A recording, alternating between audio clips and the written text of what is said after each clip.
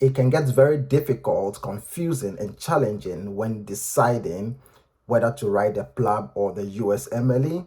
For most IMGs who are looking for better condition of service in future, better working conditions, they try to write the USMLE or PLAB because these two exams usher you into medical professions in the UK and also in the US respectively. And in these countries, we find better condition of service compared to our countries of origin.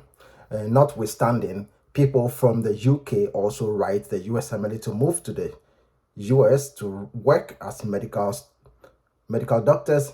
There are also people from the US who go to the UK to work over there as medical doctors. So there is no absolute perfect country to work in. It all depends on a lot of things. So in this video, I'm just going to talk about certain things to look out for when you are making your decision to work either in the US or in the UK, whether to take the PLAB or the USMLE. And I must say that it depends on a lot of things. One is your personality, where you want to work, your temperament, where you want to live in the future, where your family is at, and where you want to see yourself in the future.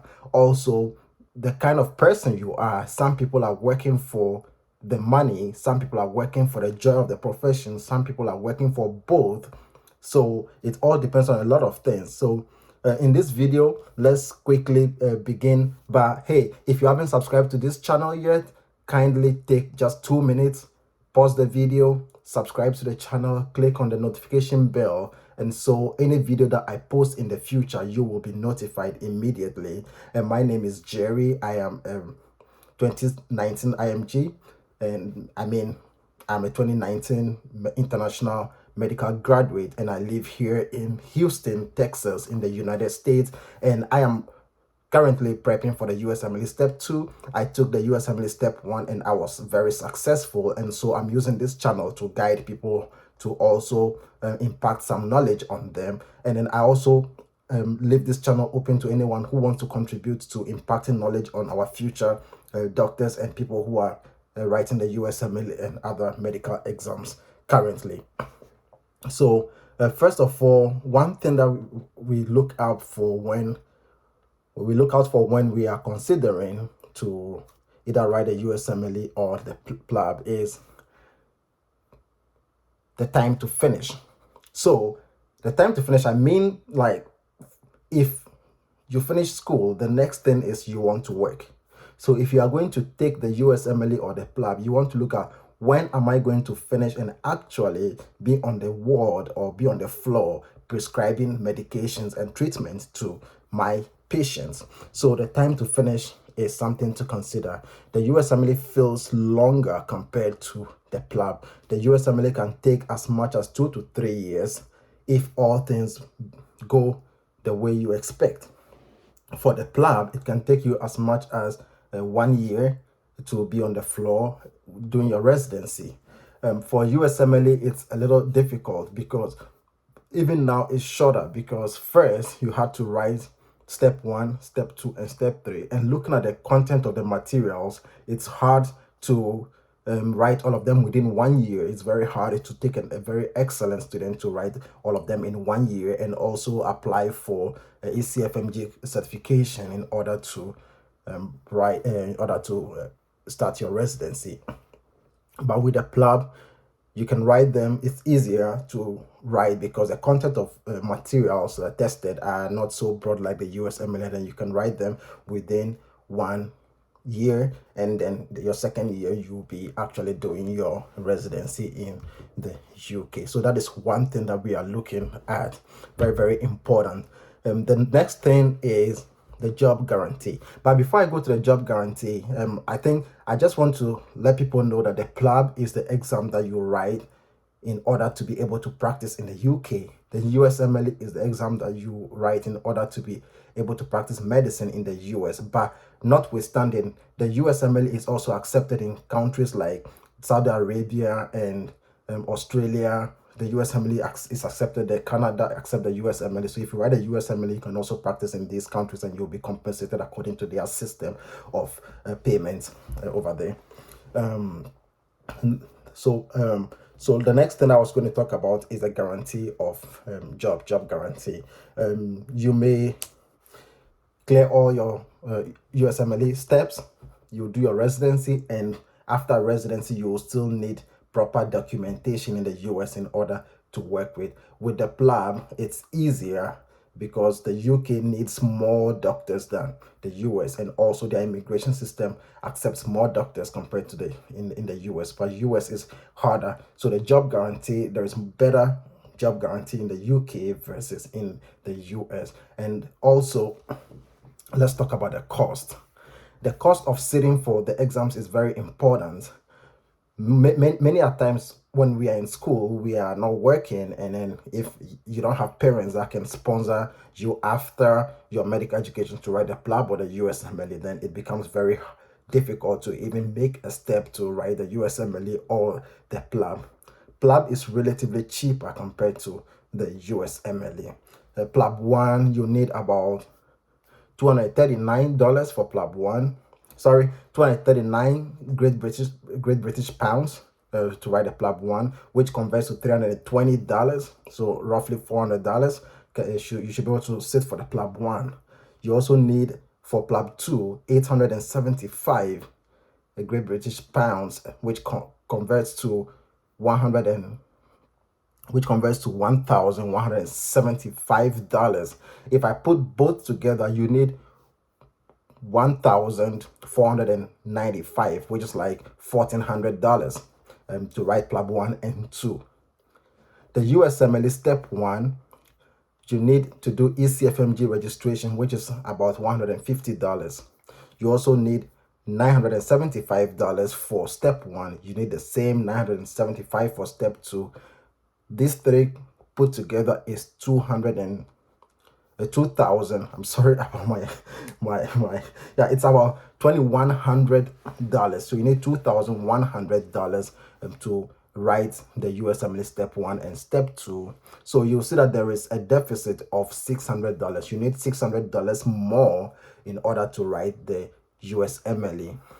Both USMLE and the PLAB all need an OET exams in order, which is the English occupational English testing exam, in order to match into residency. You need that for both of them. So I wouldn't use that as a difference. And also, in studying for the PLAB, you need to write the OET or the IELTS before you can register for the PLAB 1. But for the USMLE, you can do it anytime that you want. Let's look at the time that it can be taken. So with the PLAB, it is done in November and March of the year you're writing. So and that happens all over the world, November and March. But in the UK, if you're writing the UK, you have an extra date in June and September to be able to register for the PLAB. So in the UK, you can write in November, in March, in June, and September. But if you are not living in the UK, then you can only write in March and November for the PLAB. But for the USMLE, you can write it any day, like maybe those days that are not public holidays in the US are the only exceptions. The days that are public holidays are the only exceptions. But any day other than public holidays that you want to write a USMLE, you can write it. There are centers in the US that write on Saturdays, there are other centers that write on Sundays. So any day that you want to write a USMLE, you are likely to be able to write it. And most especially when you're in the US, the centers are numerous. When you are in other places, then you have less options, but then you can write USMLE around the clock or any day or let me say almost any day in the year.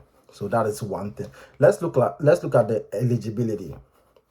So to be eligible to participate in the PLAB, I said you need the IELTS, and then you need to score about 7.5. and or you need the OET and you need to score a B in order to write the PLAB. But for the USMLE, all you need is to prep for the exams and then you go and write. But after you pass the exam, then you need other things, like you need to do some research. Not everybody does research to qualify, because I've met residents in the hospital who told me they did not do any research. So it's something to also look into. But you need other things to show that yes, you were doing something other than just writing the USMLE when you were home after your medical school. So that is something that we want to look at. Yeah. So let's look at the structure of the exams. So because I am doing the USMLE, I'm going to talk about the USMLE first. So USMLE step 1, it's an 8-hour exams that is divided into 7 blocks. Each block has 40 questions. Then you have 1 hour. You have 1 hour to spread between these 7 hours as your break. So after every block, you can take a little break. So after block 1, you can take 5 minutes break. After block 2, you can take 5 minutes break. And so, but you have the choice to decide when to take your break. And then you are given this 1 hour. So the 1 hour plus your 7 hour, it's 8 hours. So it's an 8-hour exam. And then the step 2 is also 9-hour exam that are separated into 8 blocks of 60 minutes each. So each of the blocks is 60 minutes. Each block will have a maximum of 40 questions. So that is about step 2CK. Step 2CS has been scrapped, so we no more write that. And we don't know whether to bring it back in the future or not. The USMLE also has step 3. This takes place over 2 days. We need 2 days to write the step 3, with the first day consisting of 33 questions divided into 6 blocks. You have 60 minutes per block, and the full exam will take roughly 7 hours, including a break. So this is about the USMLE. Now, talking about the PLAB also with the structure, with the structure of the PLAB. So the PLAB is also having 3-hour 180 questions MCQs that can be taken right after obtaining your primary medical qualification, or that's your diploma, or I don't know how to call it, if it's your basic medical degree. Yeah, they hold a test in March and November, as I had said earlier on, and you can also take it in the US in September and June. So that is something to also think about. So the structure of the PLAB is also not extensive as the USMLE. You only need PLAB 1 and PLAB 2 in order to go into your residency. One more thing I can talk about is the job opportunities. So if like you finish everything, the US is a bigger country compared to the UK. So I would say there are more job opportunities. I am sure, because I live in the US, there are more job opportunities in the US. US need a lot of doctors compared to the UK. So yes, if I finish residency in the UK versus if I finish residency in the US, I am more likely to get jobs in the US compared to jobs in the UK. But this may differ. People have different experiences. I know some people who also say that they are more likely to get jobs in the UK because of Brexit. But formally, US will be a better place to apply for your for job. But the only problem is that in the US, it's more difficult to obtain your documents. That's your in order to, like, if you want to get a job permit to work in the hospital, is very difficult, because before you do your residency, you are just given like let's say like a student visa in order to do your residency. After that, that is expired, and then it doesn't guarantee you access to their job market, but you need to apply, and then or you find your own way to get job working visa in order to work, or maybe a green card or something.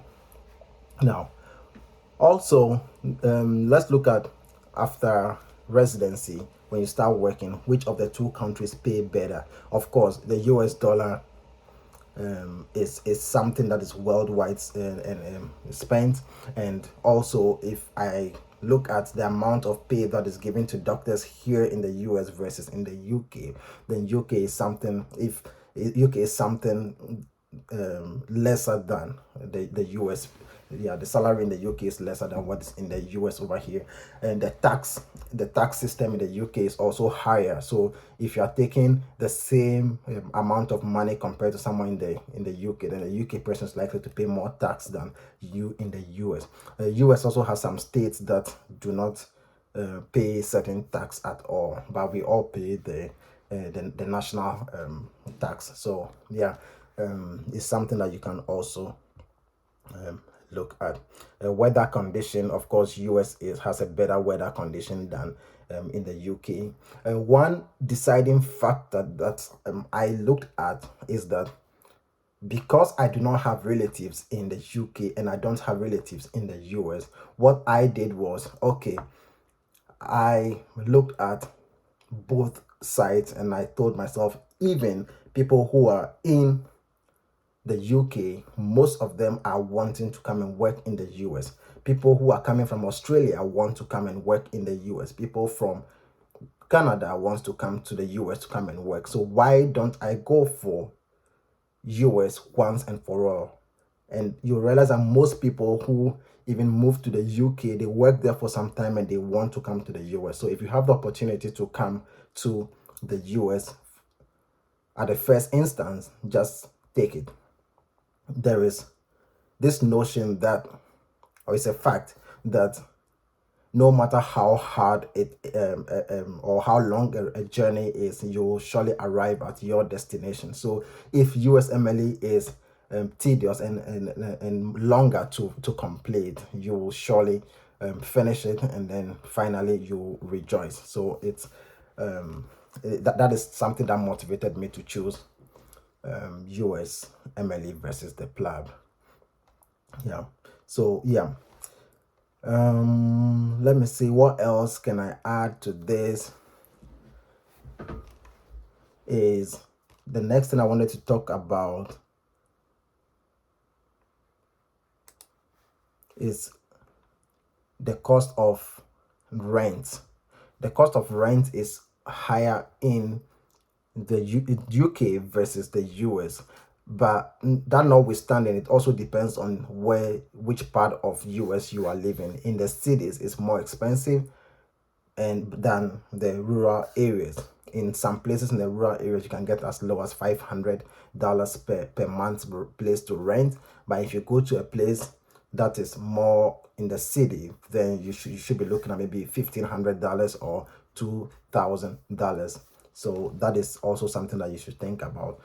If you have the choice to choose between the two, I wouldn't say I'm imposing anything on you, or I'm not going to give you any solid advice, but take your time and look at your own future and see, where would I want to be?